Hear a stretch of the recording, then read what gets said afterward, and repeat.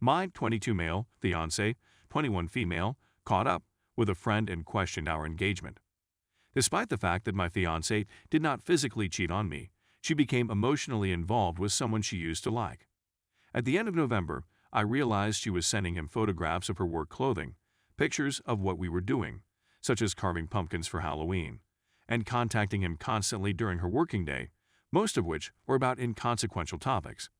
Her wish to watch a Netflix show one night was afterwards referenced by him in their conversation the following morning. When he sent the final message, he admitted that he had affections for my fiancé and said that the ball is now in your court. Somewhere along the process, my fiancé remarked something like, "Oh my goodness, that's a lot to take in at once. I need to figure out what I'm doing here, but we shouldn't communicate until I figure it out." She then took a snapshot of the chat and sent it to one of her closest friends. "Wait a minute, what are you going to do?" someone said. This isn't the first time she's sent him a text message. Last year, she was also catch up with him in terms of time.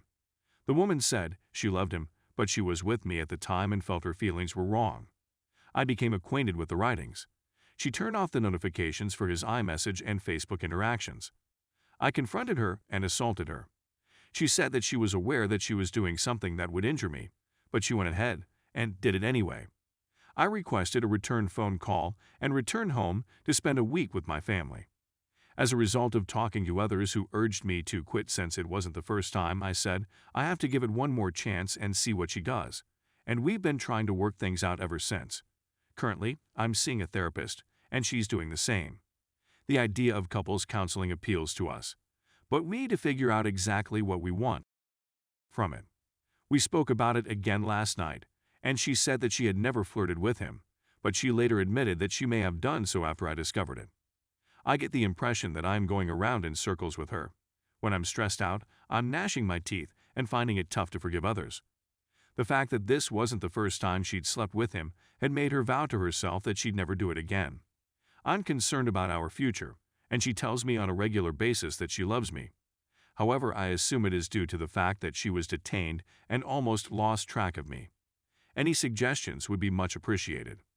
I'm concerned that this would have led in physical cheating at some point in the future. Update 1. I logged into my ex-computer girlfriends yesterday and uncovered a correspondence with her buddy from a year ago that I was completely ignorant of until yesterday. I was telling her about my dreams, bizarre flirty banter, and pop culture disputes that I thought I had gotten her involved in. Hindsight, it all lines up. She had a sensation that something was going on in 2019, although she wasn't sure what she was feeling at the moment. We were still dating at that point and not engaged. I also found out 4 weeks ago that she had decided to call it quits on our romance. Also, when she encountered a friend who had been in contact with someone who had copied, she breached the line of social distance that I had established. Opinions aside, she never told me and my family had a few high-risk people. We had a nice conversation last night. I informed her of my new findings and advised her that it was all over for her. She has to dig into her feelings for the other person more thoroughly, who looks half as good as me and is nowhere near financially stable. She gave her approval, and I got the ring in return. After many tears, I started negotiating the lease and the amount of money owed. She's a jerk because I or my family own 80% of our possessions, which she considers to be theft. She was driving my car and counting on me to bring her and me to our apartment building. Even with a roommate, she will have difficulties. I hope nothing bad happens to her, but she should have taken everything into consideration before casting doubt on our relationship. It is necessary for the time being that I remain in seclusion until I can return to my parents. It's a bizarre state of limbo. Although it is unpleasant, I can see the light at the end of the tunnel.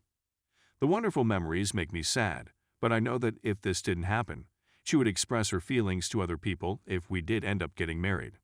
The good news is that I have a lovely supervisor who has encouraged me to take the next few days off. I also have amazing friends who have been supporting me during this difficult time. The fact that COVID pushed us to postpone our wedding, which would have been 1 week before the big day, is something I'm glad for. Update 2. Our lease on our flat expires at the end of last month. We were able to get out of the lease with little to no financial consequence on our part. Once everything was in place, it was like taking a huge breath of fresh air. Even though she took most of our possessions and left the place in disarray, everything turned out well in the end. 90 days have passed since we last chatted with one other, only taking about lease updates and arranging pickups for personal belongings. This was the best choice available. It was difficult at times, but it allowed me to devote more time to my own personal growth and development.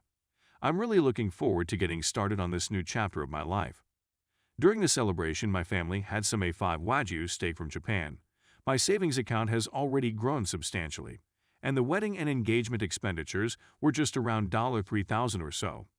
After all, it's a little price to pay in the larger scheme of things, a lot cheaper than a divorce. I'm getting back into shape, pursuing old hobbies, spending time with family, and hope to continue meeting new people once the COVID has subsided a little. I'd better get moving since I've been informed of a new work chance. The speed with which things may turn around after you get out of the fog is amazing to see. There are no words to express how important it is to move on if you're young and single. The decision to stop things 2 months ago has been so much better than the decision to try to make things better in the same amount of time. Thank you for taking the time to share your thoughts on this subject. My heart goes out to anybody who is struggling with the effects of adultery.